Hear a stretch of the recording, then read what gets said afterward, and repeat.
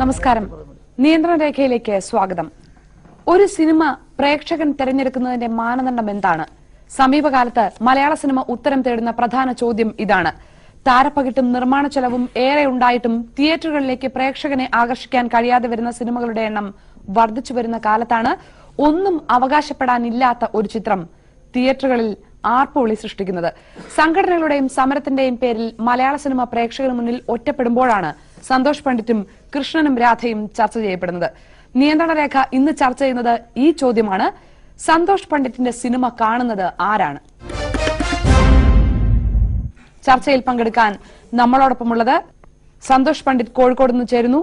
നിർമ്മാതാവും സംവിധായകനുമായ MA നിഷാദ്, നടനും സംവിധായകനുമായ ലിജോ ജോസ് പെല്ലിശ്ശേരി, നടനും സംവിധായകനും നിർമ്മാതാവുമായ advocate Baburaj, doctor CJ John എന്നിവരാണ് ചർച്ചയിൽ പങ്കെടുക്കുന്നത്. ആദ്യം ശ്രീ നിഷാദ്, ആരാണ് കൃഷ്ണൻ രാധയും കാണാൻ തിയേറ്ററിലേക്ക് ഓടുന്നത്?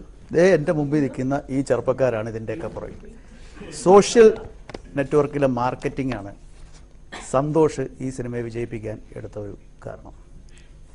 സന്തോഷ് പണ്ഡിറ്റ് ഒരു മണ്ടനൊന്നുമല്ല.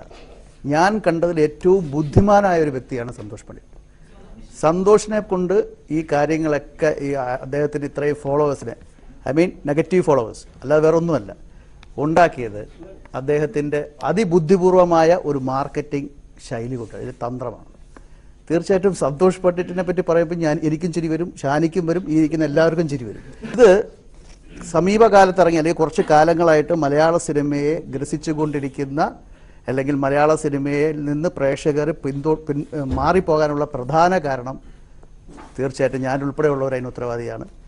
സിനിമയുടെ നിലവാര തകർച്ച തന്നെയായിരിക്കും. അതിനെതിരായിട്ടുള്ള ഒരു പ്രതികരണം, അതാണ് ഞാൻ പറഞ്ഞ നെഗറ്റീവ് ഫോളോവേഴ്സ്. എന്നാൽ സന്തോഷ് പണ്ഡിറ്റിനെ പോലുള്ള ആളെ പ്രൊമോട്ട് ചെയ്ത് ഇതിന് ഞങ്ങളൊരു മറുപടി കൊടുക്കാമെന്നുള്ള ഇവിടുത്തെ പ്രബുദ്ധരായ ചെറുപ്പക്കാർ ഇറങ്ങി തിരിച്ചതിൻ്റെ ഫലമായിട്ടാണ് സന്തോഷ് പണ്ഡിറ്റിനെ പോലുള്ള ആളുകൾ ഇവിടെ കൊട്ടിഘോഷിക്കപ്പെടുന്നത്. ശ്രീ ബാബുരാജ്, താങ്കളുടെ നിരീക്ഷണം എന്താണ്? അല്ല, ഞാൻ പറയുന്നത് ഈ പണ്ഡിറ്റിന്റെ പേര് മാറ്റി പണ്ഡിതൻ എന്നാക്കണം എന്നാണ് ഞാൻ പറഞ്ഞത്. എന്നെ എന്ത് പറഞ്ഞാലും എനിക്ക് കുഴപ്പമില്ല. എന്നെ തന്തയ്ക്ക് വിളിച്ചോളൂ, തള്ളയ്ക്ക് വിളിച്ചോളൂ, അതെ, വിളിക്കണവരെ പ്രോത്സാഹിപ്പിക്കുക. അതിനെ സിനിമ എന്നല്ല പറയുന്നത്. അതിനെ നിങ്ങൾ എന്ത് പറഞ്ഞാലും അതിനെ സിനിമ എന്നല്ല പറയാം. അത് പണ്ട് നമുക്കൊരു ഷക്കീല തരംഗം ഉണ്ടായില്ലേ, അതിന്റെ പുറകെ കുറച്ച് ആൾക്കാരുണ്ടായിരുന്നല്ലോ, പക്ഷെ അത് നിലനിന്നില്ലല്ലോ. അപ്പം അതുകൊണ്ട് ഇത് എനിക്ക് പറയാനുള്ളത് നമ്മുടെ കൊച്ചനിയന്മാരോട് പറയാനുള്ളത്. കാരണം ഇവരാണിത് പ്രോത്സാഹിപ്പിക്കുന്നത്. അവനെ തെറി പറയാൻ വേണ്ടിയേ കയറുന്നത് തിയേറ്ററിൽ, അല്ലാണ്ട് അതിനകത്ത് കലാമൂല്യം കൊണ്ടോ മറ്റൊന്നും കൊണ്ടല്ല. ഇയാളെ ചീത്ത പറയാ, ഇയാൾ ഫോൺ ചെയ്ത് കഴിഞ്ഞാൽ ആർക്കാണ്, അപ്പനാണോ പറയുന്നത് അമ്മയ്ക്കാണോ പറയുന്നത്, പറഞ്ഞോളൂ എന്ന് പറയുന്നത് പറയാണ്ട് മനസ്സിലായോ? അദ്ദേഹത്തിന്റെ വേഷം ഇതാണ്. ഞാൻ പേഴ്സണലായിട്ട് എനിക്ക് ആ ചങ്ങാതിനോട് യാതൊരു ഇതുമില്ല. പക്ഷെ ഇത് ഞാനടക്കം 10-12 വർഷമായി നമ്മളടക്കം കഷ്ടപ്പെടുന്ന ഒരു ഇൻഡസ്ട്രിയാണത്, നമ്മൾ ഒന്ന് പിഴച്ചു പോകാനായിട്ട്. പക്ഷെ അവിടെ ഇങ്ങനെ ഒരു മാറ്റം വരുത്താന്ന് പറയുമ്പോൾ നമുക്ക് ഒരിക്കലും അനുകൂലിക്കാൻ പറ്റുന്നില്ല. എനിക്ക് ഈ പണ്ഡിതനോട് എനിക്ക് യാതൊരു ഒരു ഇതുമില്ല. ശ്രീ ലിജോ ജോസ്, സിനിമയുമായി കൂട്ടിച്ചേർത്ത ഈ പേര് വായിക്കേണ്ട എന്നാണ് മലയാള സിനിമയിലുള്ളവർ ഞങ്ങളോട് പറഞ്ഞുകൊണ്ടിരിക്കുന്നത്. താങ്കൾ അതിനെ കാണുന്നത് എങ്ങനെയാണ്? അല്ല, ഈ സന്തോഷ് പണ്ഡിറ്റിന്റെ പുള്ളിയുടെ സിനിമയെ പറ്റിയും പുള്ളിയെ പറ്റിയും നമ്മൾ നെഗറ്റീവ്സ് ആണ് നമ്മൾ ചർച്ച ചെയ്തുകൊണ്ടിരിക്കുന്നത്. ബേസിക്കലി ഞാൻ അതിൻ്റെ ഒരു പോസിറ്റീവ് സൈഡ് പറയാം.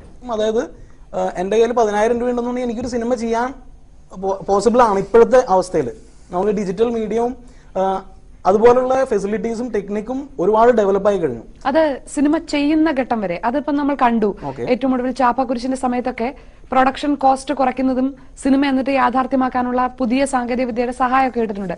പക്ഷെ ഇത് പ്രേക്ഷകരിലേക്ക് എത്തുമ്പോഴുള്ള മാറ്റമാണ്. പ്രേക്ഷകർ സ്വീകരിക്കുന്നില്ല, പ്രേക്ഷകർ പുറംതിരിഞ്ഞു നിൽക്കുന്നു എന്ന് ഉള്ളൊരു സ്ഥിരമായ പല്ലവിക്കിടയിലാണ് ഒരു തിയേറ്റർ നിറയെ ആളുകൾ. അതിനകത്ത് അവരെന്ത് ചെയ്യുന്നു എന്നുള്ളത് മറ്റൊരു ചർച്ചാ വിഷയമാണെങ്കിൽ പോലും. ജനകോടികളുടെ വിശ്വസ്ത സ്ഥാപനം എന്ന് പറഞ്ഞ സ്റ്റേറ്റ്മെന്റ് ഏറ്റെടുത്ത മലയാളി ഇങ്ങനൊരു സിനിമ ഏറ്റെടുക്കും. കൃഷ്ണനും രാധയും കാണാൻ തിയേറ്ററിൽ ഇടിച്ചു കയറുന്നവരെ പ്രേക്ഷകരെന്ന് വിളിക്കരുത്, ആ സിനിമയെ മലയാള സിനിമയെന്ന് വിളിക്കരുത് എന്ന് വാദിക്കുന്നവരുണ്ട് നമ്മളുടെ ഇടയിൽ. നമുക്കറിയാം.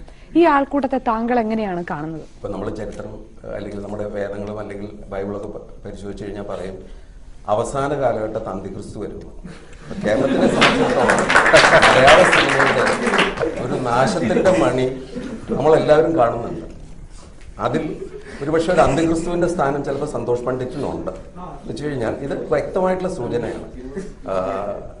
നമ്മുടെ സൂപ്പർ താരങ്ങൾ തന്നെ ഈ കലാപരതയും ആവിഷ്കാര ചാരുതയും എല്ലാം കൂടെ ചേർത്തിട്ടുള്ള എത്ര മണ്ടൻ സിനിമകൾ മാർക്കറ്റ് ചെയ്ത ആളുകളെ പറ്റിച്ചിട്ടുണ്ട്. അതിലേക്കാണ് നിലവാര താഴ്ചയുടെ ഔന്നിത്യം മാർക്കറ്റ് ചെയ്ത് എത്ര പെട്ടെന്ന് പൊതുജന മധ്യത്തിലേക്ക് വരാം എന്നുള്ളത് സന്തോഷ് പണ്ഡിറ്റ് കാണിച്ചു കൊടുക്കുന്നത്. ശ്രീ സന്തോഷ് പണ്ഡിറ്റ്, ഇവിടെ നിന്നുള്ള പ്രതികരണങ്ങൾ താങ്കൾ കേട്ടിട്ടുണ്ട്. ഇതിനകം ഈ 2 ആഴ്ചക്കിടയിൽ കേരളത്തിലെ താങ്കളുടെ സിനിമ കണ്ട പ്രേക്ഷകർ എന്ത് പറയുന്നു എന്ന് താങ്കൾക്കേ അറിയൂ. താങ്കൾ പറഞ്ഞാലേ അതിന്റെ സത്യം ഞങ്ങൾക്കും അറിയൂ. പ്രേക്ഷകരുടെ പ്രതികരണങ്ങളിൽ നിന്ന് ഇതുവരെ അല്ലാതെയും താങ്കൾക്ക് കിട്ടുന്ന പ്രതികരണങ്ങളിൽ നിന്ന് താങ്കൾ എങ്ങനെയാണ് വിലയിരുത്തുന്നത്? താങ്കളുടെ സിനിമ കാണുന്ന ആരാണ്? പുതുമ ഇഷ്ടപ്പെടുന്ന പ്രേക്ഷകരാണ് എൻ്റെ സിനിമ കാണുന്നത്. ഇപ്പോൾ തന്നെ നിങ്ങളുടെ അവിടെ ഇരിക്കുന്ന ബുദ്ധിജീവികളെന്ന് സ്വയം പറയുന്ന ആളുകൾ ഒരാൾ പോലും എൻ്റെ സിനിമ കണ്ടിട്ടില്ല. സിനിമ കണ്ട ഒരാൾക്കും ഒരു വിമർശനം ഇല്ല എന്ന് മനസ്സിലാക്കുക. ഞാനെന്താ ആരെയും കൊന്നിട്ടുണ്ടോ ഏട്ടാ? അല്ല, ഞാനെന്താ അവിടെ പിടിച്ചു വരയ്ക്ക് വല്ലതും പോയിട്ടുണ്ടോ? ഞാൻ അന്തസ്സായിട്ടൊരു സിനിമ ചെയ്തു. 3 മണിക്കൂറിന്റെ ലെങ്തി ഫിലിം, 8 പാട്ടും 8 സംഘടനകളായിട്ടുള്ള നല്ല പുതുമ നിറഞ്ഞൊരു പ്രമേയം. ഇവരാരും സിനിമ കാണാത്തതുകൊണ്ട് എനിക്ക് ഇവരോടൊന്നും പറഞ്ഞിട്ട് കാര്യമില്ല. ആ സിനിമ കാണാൻ പുതുമയുടെ ആംഗിൾ ആ സിനിമ ഇടിച്ചു കയറുന്നു, ആളുകൾക്ക് വളരെ ഇഷ്ടപ്പെടുന്നു, ആളുകൾ എന്നെ സൂപ്പർ സ്റ്റാറായി കണക്കാക്കുന്നു. ഇവർക്ക് 100 കോടി ചെലവാക്കി ഇവരുടെ 3-ാം ദിവസം ഹോൾഡ് ഓവർ ആവുന്ന ഇവരുടെ സിനിമ ഇവരെ കണ്ട് പേടിച്ച് വിറയ്ക്കുകയാണ് ഇവര്. ഇവരെന്ത് ഹിറ്റിന്റെ കാര്യമാണ് പറയുന്നത്? വെറും 5 ലക്ഷം രൂപ ചെലവാക്കിയ സിനിമ ഇവിടെ കോടികൾ കൊയ്യുന്നു. ഞാൻ അതിൽ സെക്സ് സിനിമയാണോ ഞാൻ എടുത്ത്? ഇനി സെക്സ് സിനിമ എടുക്കാൻ പാടില്ല എഴുതി വെച്ചിട്ടുണ്ടോ? ഒരു സെക്സ് സിനിമയല്ല. സിനിമ കണ്ടവനോട് ചോദിക്കും നിങ്ങൾ. വളരെ പുതുമയുള്ള ഒരു പ്രമേയം. ഇവര് പഴയ വീഞ്ഞ് പുതിയ കുപ്പിയിലാക്കുക എന്നുള്ള ഒറ്റ സിദ്ധാന്തമാണ് ഇവർ കൊണ്ടു നടക്കുന്നത്. ഇവരെന്താണ് ചെയ്യുന്നത്? കോടികൾ നശിപ്പിക്കുന്നു. ഇവർ പറയുന്നത് എന്താ? ഇത്രയും കാലം ഇവരെന്താണ് പറഞ്ഞു നടന്നത്? പ്രധാനപ്പെട്ട ചാനലുകളിലെ സ്ത്രീകൾ മുഴുവൻ ചാനലിലെ സീരിയലിന്റെ മുന്നിലാണ്. ഞങ്ങളുടെ സിനിമ ഇറങ്ങിക്കഴിഞ്ഞാൽ അന്ന് തന്നെ യൂട്യൂബിലെല്ലാം വരുന്നോണ്ട് കാണാൻ മനുഷ്യന്മാരില്ലാന്ന്. എങ്കിൽ എൻ്റെ 8 പാട്ടുകളും ജനങ്ങൾക്ക് ബൈഹാർട്ടാണ്. രാത്രി ശിവരാത്രി എന്ന് പറഞ്ഞ പാട്ടിന്റെ വീഡിയോ ഇവിടുത്തെ LKG കുട്ടികളുടെ മൊബൈലിൽ വരെയുണ്ട്. ഒരേ സമയം മലയാളത്തിൽ കൃഷ്ണൻ രാധയും പോലുള്ള നല്ല പുതുമുള്ള സിനിമ ഓടുമ്പോൾ തമിഴ്നാട്ടിൽ എങ്കൈ എപ്പോ എന്ന് പറഞ്ഞ സിനിമ അവിടെ സൂപ്പർഹിറ്റായി ഓടുന്നു. അവിടെ സുബ്രഹ്മണ്യപുരം ഓടുന്നു. എന്തുകൊണ്ട് ഓടുന്നു? ശ്രീ സന്തോഷ് പണ്ഡിറ്റ്, താങ്കൾ സുബ്രഹ്മണ്യപുരവുമായും മൈനയുമായും അങ്ങാടി തെരുവുമായും എങ്കേയും എപ്പോന്നുമായും ഒക്കെ താങ്കളുടെ സിനിമയെ കമ്പയർ ചെയ്യുന്നോണ്ട് ചോദിക്കുന്നതാണ്. താങ്കൾ ഈ സിനിമ ഏതെങ്കിലും ഒന്ന് കണ്ടിട്ടുണ്ടോ?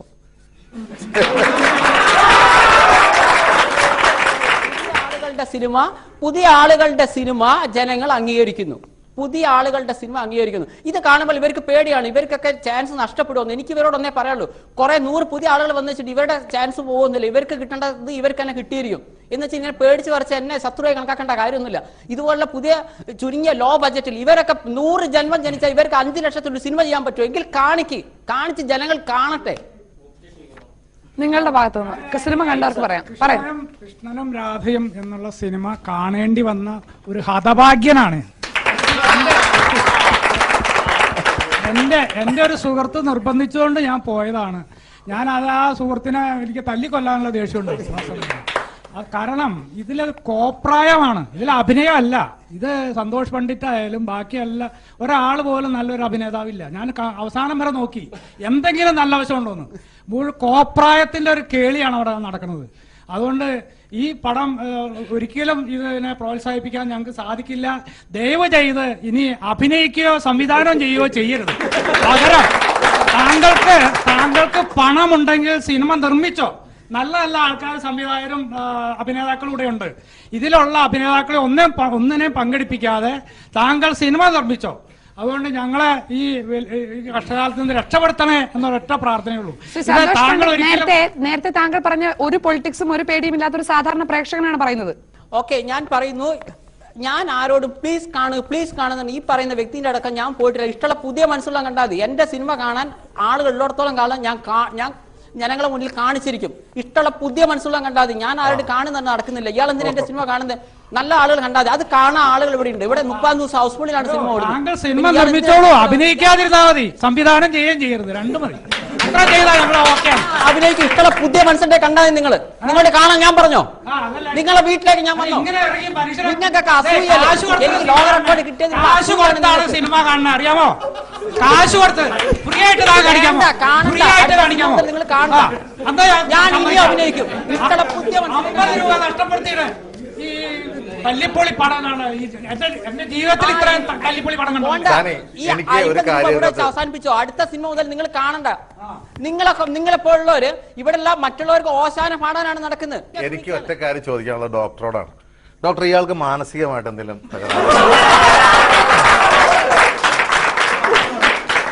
എന്റെയും പ്രേക്ഷകരുടെ ചോദ്യമാണത്. കാരണം എനിക്കിപ്പോ ഈ ആവേശം കണ്ടപ്പോ ഗ്രീക്ക് മിത്തോളജിയിലൊരു കഥാപാത്രമുണ്ട്, നാർസിസസ് എന്ന് പറഞ്ഞത്. അദ്ദേഹത്തിനോട് തന്നെയാണ് അദ്ദേഹത്തിന്റെ പ്രണയം. ഇങ്ങനെയുള്ള ആളുകൾക്ക് വരുന്നൊരു പ്രശ്നം എന്താണെന്ന് വെച്ച് കഴിഞ്ഞാൽ അതിശയോക്തിപരമായിട്ട് സ്വന്തം കഴിവുകളെ സ്വയം അങ്ങ് പെരുപ്പിച്ച് കാണും. മറ്റുള്ളവരെന്ത് പറയുന്നു എന്നുള്ളത് തീർത്തും അവർക്ക് യാതൊരു പ്രശ്നമല്ല. ഇപ്പൊ തന്നെ സിനിമ കണ്ടിട്ടുള്ള ആളുകളുണ്ടോന്ന് പറഞ്ഞപ്പോൾ ഒരാൾ അത് പറഞ്ഞിട്ട് അതിന്റെ ഫീഡ്ബാക്ക് പറഞ്ഞപ്പോൾ അതിനോടൊരു തുറന്ന മനസ്സല്ല, ആ ക്രിറ്റിസിസത്തിനോടുള്ള അസഹിഷ്ണുതയാണ്. ഈ നാർസിസിന്റെ പേരിൽ ഉള്ള നാർസിസിസ്റ്റിക് പേഴ്സണാലിറ്റി ഡിസോർഡർ എന്ന് പറഞ്ഞിട്ടൊരു വകഭേദമുണ്ട്. അതില് തീർച്ചയായിട്ടും ഈ തരത്തിലുള്ള അതിശയോക്തിപരമായിട്ടുള്ള ചില ചിന്തകളും ഒക്കെ വരാം. ഇതൊക്കെ ആണെങ്കിലും ഞാൻ ഇപ്പോഴും പറയുന്നു, സന്തോഷ് പണ്ഡിറ്റിന് വർത്തമാന കേരളത്തിലെ സിനിമാ ചരിത്രത്തിൽ ഒരു സ്ഥാനമുണ്ട്. അദ്ദേഹം ഒരു ചൂണ്ടുപലകയാണ്.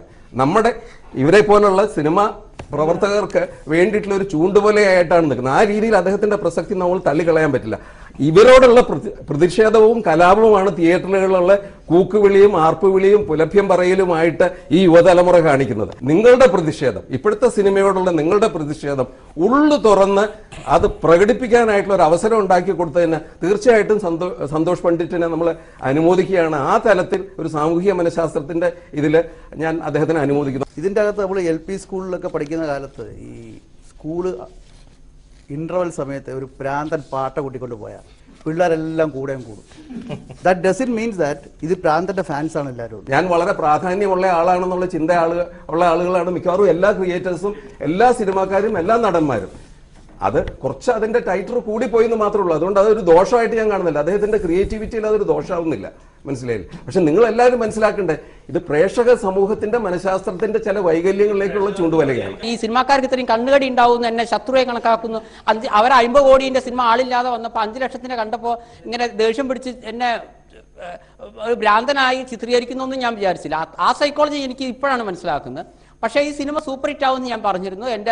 എന്റെ കഴിവിനനുസരിച്ച് ഞാൻ ചെയ്തു. നിങ്ങൾ മനസ്സിലാക്കുക, ഒരു സിനിമ സെറ്റ് പോലും കാണാത്ത എനിക്ക് ഇത്രയും നന്നായി ചെയ്യാൻ പറ്റിയെങ്കിൽ ഈ 18 വർഷത്തെ എക്സ്പീരിയൻസ് പറഞ്ഞ ഒരാളുണ്ടല്ലോ, സന്തോഷ് പണ്ഡിറ്റ്, താങ്കൾ പറഞ്ഞു ഇത്രയും നന്നായി ചെയ്യാൻ പറ്റിയെങ്കിൽ താങ്കളുടെ സിനിമ സൂപ്പർ ഹിറ്റ് ആണ് എന്ന് വെച്ചാൽ ഇപ്പൊ ഒരു സിനിമ ഹിറ്റാണോ എന്ന് പറയുന്നത് അതിന്റെ മുടക്കുമുതലിനേക്കാൾ കൂടുതൽ തിരിച്ചു പിടിച്ചാൽ സിനിമയുടെ കണക്കിൽ അത് ഹിറ്റാണ്.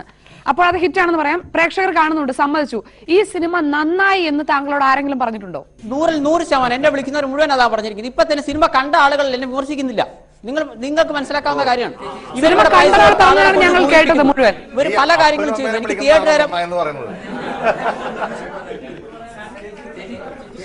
ആരുണ്ടായിട്ടില്ല. നിങ്ങൾ സിനിമ കണ്ടിട്ടില്ല, എനിക്ക് പറയാനുള്ളൂ. നിങ്ങളെപ്പോലുള്ള ആളുകൾ പൈസ കൊടുത്ത ആളുകളെ കൊണ്ട് കൂവിപ്പിക്കുന്നു. നിങ്ങൾ ആരെയാണ് പേടിക്കുന്നത്? ടെക്നിക്കൽ സൈഡിൽ എന്താണ് നന്നായിരിക്കുന്നത്? ഈ എന്റെ അടുത്തിരിക്കുന്ന സുഹൃത്ത് അഭിഷേക് എന്നാണ് പേര്.